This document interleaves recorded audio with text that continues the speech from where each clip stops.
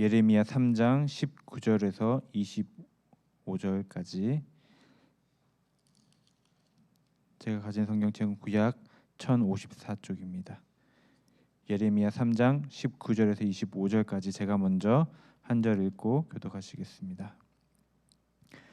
내가 말하기를 내가 어떻게 하든지 너를 자녀 중에 두며 허다한 나라들 중에 아름다운 기업인 이 귀한 땅을 내게 주리라 하였고, 내가 다시 말하기를 너희가 나를 나의 아버지라 하고 나를 떠나지 말 것이니라 하였노라. 그런데 이스라엘 족속아, 마치 아내가 그의 남편을 속이고 떠나감같이 너희가 확실히 나를 속였느니라. 여호와의 말씀이니라. 소리가 헐벗은 산 위에서 들리니 곧 이스라엘 자손이 애곡하며 간구하는 것이라. 그들이 그들의 길을 굽게 하며 자기 하나님 여호와를 잊어버렸음이로다. 배역한 자식들아, 돌아오라. 내가 너희의 배역함을 고치리라 하시니라. 보소서, 우리가 주께 왔사오니 주는 우리 하나님 여호와이심이라. 작은 산들과 큰 산 위에서 떠드는 것은 참으로 헛된 일이라. 이스라엘의 구원은 진실로 우리 하나님 여호와께 있나이다. 부끄러운 그것이 우리가 청년의 때로부터 우리 조상들의 산업인 양떼와 소떼와 아들들과 딸들을 삼켰사온즉. 함께 읽겠습니다. 우리는 수치 중에 눕겠고 우리의 치욕이 우리를 덮을 것이니 이는 우리와 우리 조상들이 청년의 때로부터 오늘까지 우리 하나님 여호와께 범죄하여 우리 하나님 여호와의 목소리에 순종하지 아니하였습니다. 아멘. 오늘 말씀 19절에 보면 하나님께서 이스라엘에게 어떤 은혜를 베푸셨고 어떤 관계인지를 설명하고 있는데요.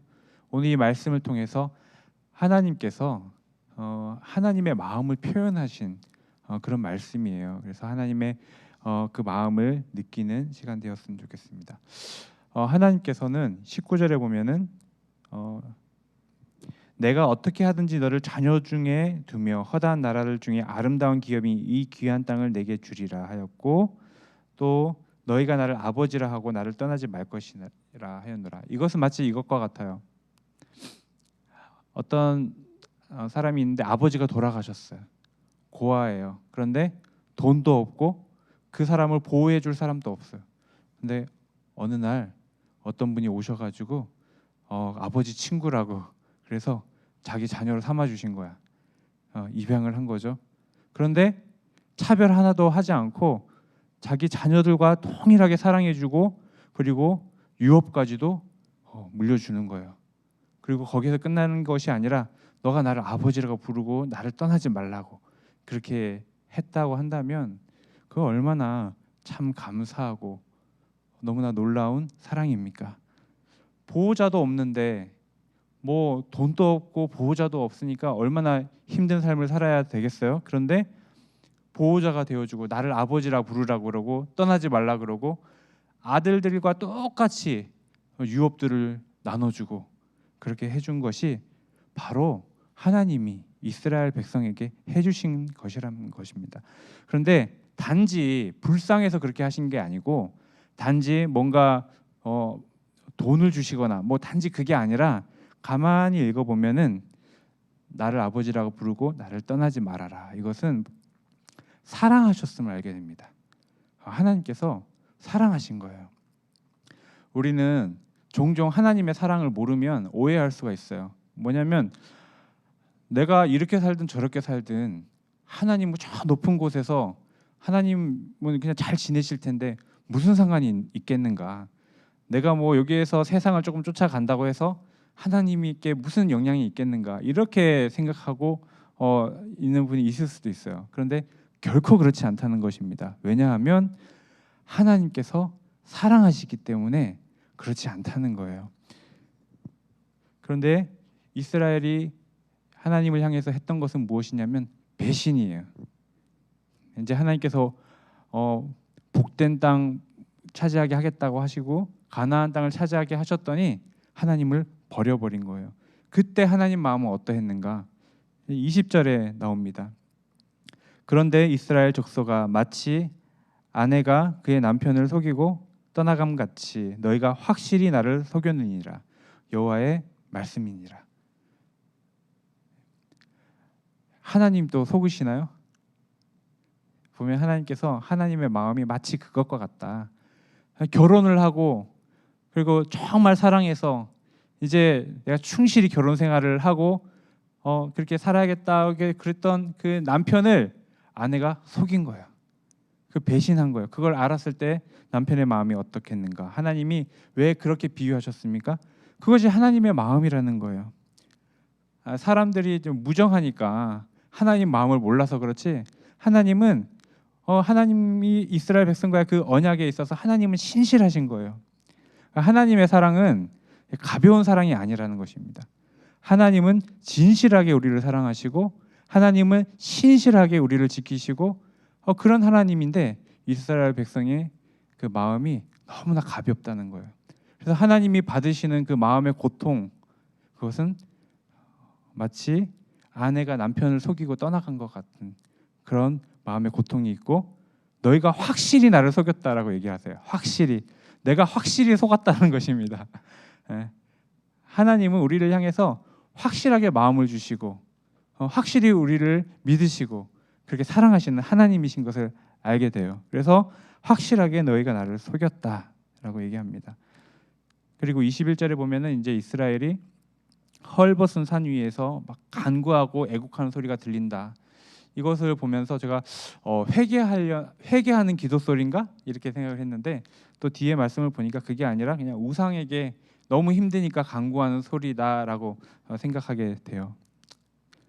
결국은 하나님 떠나서 행복할 것 같으냐? 근데 행복하지 않다는 것입니다. 계속해서 뭔가 힘들고 간구하고 애국하는 기도 소리가 들려요. 그럴 때 하나님께서 하신 말씀이 뭐냐면 22절입니다. 배역한 자식들아 돌아오라고. 돌아가는 것도 하나님이 돌아오라 하셔야지 돌아갈 수 있는 거예요. 하나님께서 돌아오라고. 내가 너희의 배역함을 고치리라 하시니라. 다시 말해, 내 마음이 하나님 앞에 신실하지 못하고 내 마음이 병들었어요. 배역한 거예요. 무정한 거예요. 그런데 하나님께서는 아세요. 배역한 자식들아. 그래서 자식들아라고 부르시잖아요. 돌아오라고. 내가 고쳐주겠다고, 너의 마음을 고쳐주겠다고 하시는 것입니다. 이 말씀을 보면서 마치 그 탕자의 비유 아시죠? 집을 나가요. 아버지 떠나가지고 내가 마음대로 행복을 누리고 살 수 있을 걸로 생각하고 떠나가요. 그런데 결국은 뭐예요? 밥도 제대로 못 먹고 정말 비참한 상황 가운데 돌아오는데 아버지를 아들이라고, 이제 아버지라고 부르지도 못하는 거예요. 아들이라고도 이제 여김을 받지 못한다고 생각하고 돌아오는 거예요. 그냥 종으로 먹거나 살 수 있으면 좋겠다고 돌아오는데 아버지가 어떻게 해요? 저 멀리서 이렇게 아들이 오는 걸 딱 보고 나가서 안아주죠. 반지를 빼서 끼워주죠. 마치 그것과 같은 거예요. 구약의 하나님도 그런 하나님이셨던 거예요. 하나님의 마음을 너무나 몰랐던 것을 알게 됩니다. 내가 너희의 배역함을 고치리라. 우리의 마음을 누가 치료할 수 있고 우리의 죄성을 누가 고칠 수 있습니까? 예수님께서 수고하고 무거운 짐진 자들아 다 내게로 오라고, 주님께 오라고 하시는 겁니다. 내가 너희를 쉬게 하리라. 주님께 나오면 주님이 고쳐주시는 것입니다. 23절 후반부부터 24절까지는 이제 회개하면서 나오는 것입니다. 그 중에서 24절에 보니까 부끄러운 그것이 우리가 청년의 때로부터 우리 조상들의 산업인 양떼와 소떼와 아들들과 딸을 삼켰사온즉, 여기에서 부끄러운 그것이 우리 젊은 시절부터 시작해서 조상들로부터 받았던 모든 걸 다 삼켰다. 우리 아들도 삼켰다. 우리 딸들도 삼켰다. 그 부끄러운 그것이 무엇입니까? 우상을 말하는 것입니다. 그전에는 부끄럽지 않았어요. 그전에는 그것만 쫓아갔어요. 그런데 마음이 치료되고 나니까 다시 보니까 그게 부끄러운 거예요. 덧없는 거였어요. 그것이 주님 떠나서 구했던 모든 것이 돌아보니까 내 젊은 시절 우리 조상들로부터 받았던 양떼와 소떼까지 다 삼켰고 우리 자녀들까지도 다 삼켰다. 인생의 귀한 것을 다 삼켰다라고 고백하는 거예요. 그 전에 주님께 돌아오면 얼마나 좋았을까요? 그런데 예레미야의 이런 예언을, 이 선지자의 외침을 듣고서도 이스라엘 백성은 끝까지 가서도 못 돌아와요. 포로로 끌려가서 그 어려움을 다 경험하고 주님께 돌아오는 거예요. 사람이 하나님을 향한 마음이 이렇게 모른다는 거죠. 정말 소망도 없고 아무것도 없을 때 돌아오게 되는 거예요. 근데 주님께 딱 돌아오면 알게 되는 게 뭐냐면, 내가 삶이 정말 부끄러웠다. 그걸 알게 됩니다. 수치 중에 눕겠고 치욕이 우리를 덮을 것이다. 왜 수치스럽고 왜 치욕스럽습니까? 그것은 단지 내가 무슨 선택을 잘못해서 또는 내가 돈을 잘 못 벌어서 부끄럽다가 아닙니다. 부끄럽게 하는 것은 무엇이냐면 주님의 사랑입니다. 한결같은 그분, 사랑의 주님, 은혜의 주님을 몰랐다는 것이 부끄러운 것입니다. 탕자가 저 멀리 떠났다가 이제 배고파서 돌아오는데 맨발로 뛰어오시는 아버지를 보면서, 반지를 끼워주시는 아버지를 보면서 내가 아버지를 몰랐다. 이제까지 내가 뭘 하고 어디에서 행복을 찾고 있었는가. 부끄러운 것입니다. 주님을 놓치고 살았다라는 것이 부끄러운 것입니다. 그전에는 전혀 부끄럽지 않았어요. 주님의 마음이 아프든 안 아프든 주님의 사랑이 전혀 나에게 의미가 없어. 내가 쫓아가는 그게 귀해 보여요. 그런데 정신을 차려 보니까 가장 귀한 분이 주님이시다. 그래서 내가 부끄럽고 수치스러운 삶을 살았구나 깨닫게 되는 것입니다.